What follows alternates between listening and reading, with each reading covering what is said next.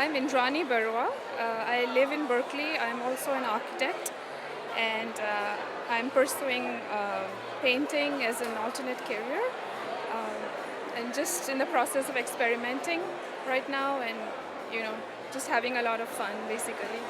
And the work that you have is called Invisible Forces 4.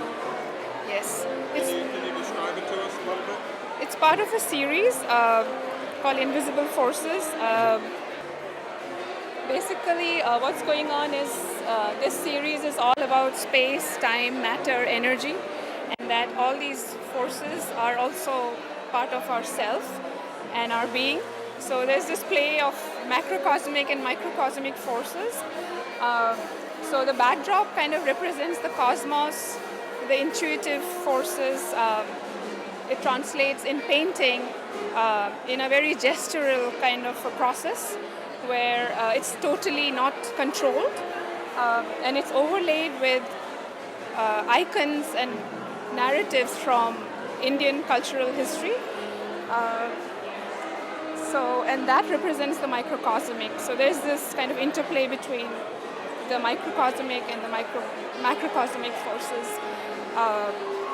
which are all invisible, and it's like things about dark matter and things that are unknown but familiar as well, and sort of the semi-representational cow head represents the microcosmic here.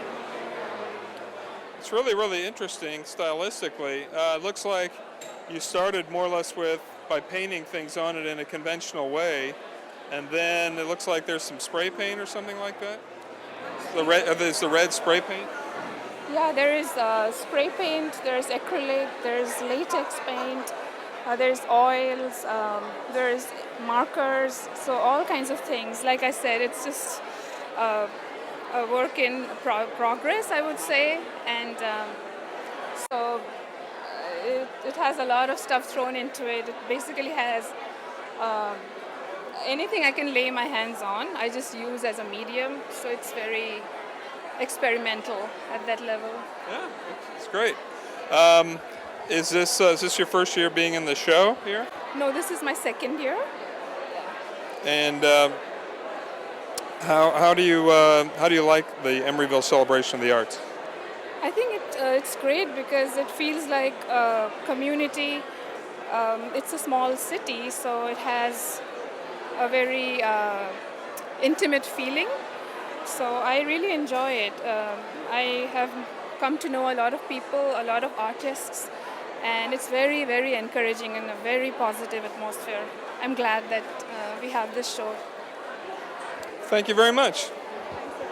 My name is William Schwab. And do you live in Emeryville, work in Emeryville, both? I work in Emeryville. I've had a studio here for 22 years. So I'm gonna guess that you've been in the show before. Yes, since somewhere around the early 90s, I've been in it consistently. And are you primarily a sculptor? You could say that. I make a living as a photographer, and this is only the second year that I've shown physical sculpture. But over the last 30 years, I create pieces that are environmental sculptural pieces that I build, photograph, and then leave behind. And I've been doing that for a long time. And I started doing physical sculpture when I was younger, and recently I had the opportunity to do wood-fired clay sculpture with a group of people that fire up in the Pope Valley, up near Napa. And that's a rare opportunity to be able to do wood-fired ceramic firing. So this is actually clay? It's actually clay. And it's fired, it takes about 10 days, 24 hours around the clock to fire these pieces. And so we have to be there feeding wood into the kiln every 15 to 20 minutes. 24 hours a day, 10 days straight. Wow. So you don't do all that by yourself, do you? No, there's probably a group of 30 people that fire this kiln. And we all take turns spending days and nights there to sign up for our shifts so that we can get these kind of results. And you can't get these results hardly any other way. We go through about 10 cords of firewood during this process. So it's very labor intensive. very difficult. Now, are these the other people involved? They're also doing burning sculptures. It's a really mixed group. A lot of them are doing functionware, ceramic functionware, and then a smaller amount of people are doing sculpture. Yeah. My idea here was to create pieces that are somewhat fragmented. So I've been doing more and more fragmented figures that are held together with the steel rod. It's just something I'm doing. Is it an actual image of a person in your mind, would you say? Or is it something else? No, I would say it represents the human figure, the human condition, but it doesn't represent anybody in particular. So, how do you like the show, the Emeryville Celebration of the Arts? I think it's always a great show. It's always fun to see the diversity here. In prior years, you had mostly photography, you said? Right. This is only the second time I've put something other than a photographed sculpture. What do you think about the city of Emeryville's contribution to an exhibit like this? Do you think they help out? I think it's great, and I look forward to the day when they can have a permanent exhibition space, maybe a fine art center where people can actually work and have a permanent exhibition going on all the time. I think Emeryville should have something like that. Thank you very much. Good luck. All right. Hi, I'm Lisa Jacobs. And do you work in Emeryville or live or both? I live in Oakland, and my business office is in Emeryville, but I do my ceramics. I was working out in Walnut Creek at the Civic Arts big ceramic guild out there, and now I've moved down and I'm taking classes in Richmond at the Richmond Art Center. So I do this work both at the ceramic guild, and then sometimes I take the piece home and I punch all the holes at home also. So what goes into something like this?